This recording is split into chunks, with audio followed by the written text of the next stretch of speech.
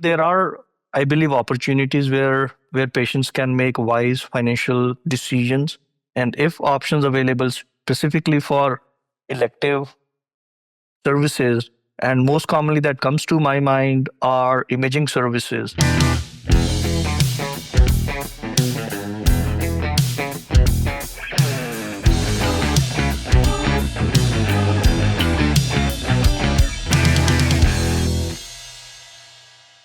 Hello and welcome to the Hi-Fi Health News Podcast. I'm Erica Grotto. In recent years, the healthcare industry has worked to be more patient-friendly, including communicating better about what healthcare will cost. But shopping for healthcare is not the same as other purchases. Joining me to discuss is Dr. Deepak Goyal, a physician and executive medical director at Monument Health in South Dakota. So to start off, you can't shop for all kinds of healthcare, right? If you've got active appendicitis, you probably don't want to be looking around and for the best price. But when is it possible to shop for healthcare? First of all, thank you, Erika, for having me back here. That's a great question. And as you mentioned, healthcare is not like any other shopping.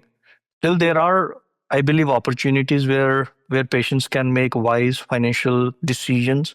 And if options available specifically for elective services, and most commonly that comes to my mind are imaging services.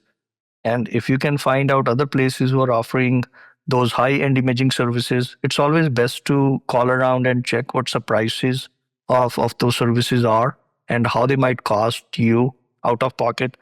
It does add, I believe, more to the financial wisdom, but there are certain caveats a patient has to know before you make the call. First of all, you have to know the exact diagnosis and, if possible, the CPT code for the service.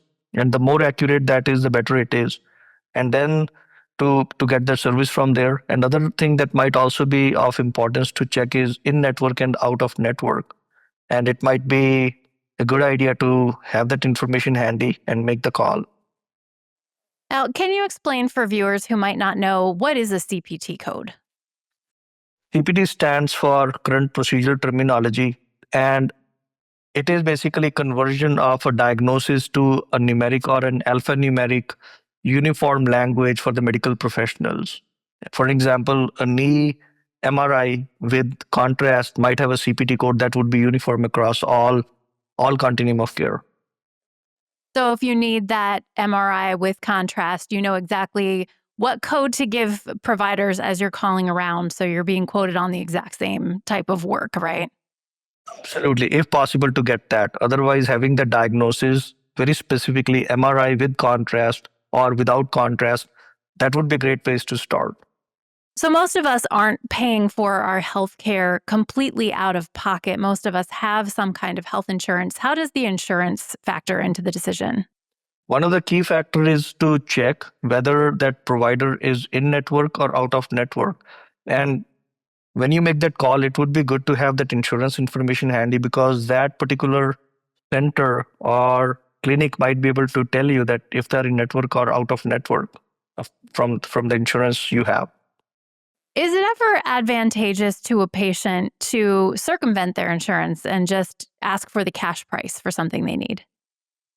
Erika, that is actually a double-edged sword, and I think, in my opinion, it's playing with the fire. Even though the patients have the right to choose whether to use insurance for a particular service or not, but it could be quite, I would say, precarious land to walk on, in my opinion, because most common scenario when that happens is when the patients are, say, almost have not used insurance all their year, and now they're the very last month or last few days, and they want to just pay cash for the services. But who knows?